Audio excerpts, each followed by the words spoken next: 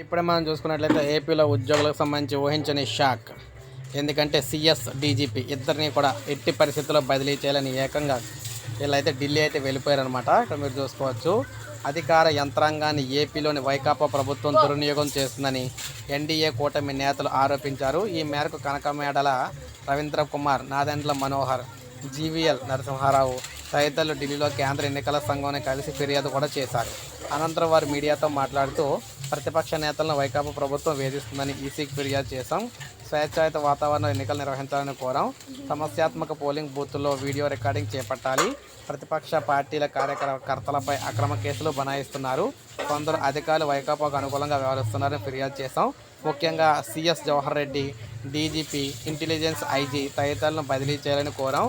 వివేక యాదవ్, ధర్మారెడ్డి, రఘురామరెడ్డిపై కూడా ఫిర్యాదు అయితే చేస్తామని చెప్పేసి అన్నారు. సో ఈ విధంగా వీరందరిపై కూడా రాష్ట్రంలో అతి ముఖ్యమైన వ్యక్తులు ఎవరైతే ఉన్నారో వారందరి మీద ఫిర్యాదు అయితే చేయడం జరిగింది. సో ఇప్పుడే మనకు అప్డేట్ వచ్చింది. ఒక లైక్ చేయండి, సబ్స్క్రైబ్ చేసుకోవాలి, మన ఛానల్ సబ్స్క్రైబ్ చేసుకొని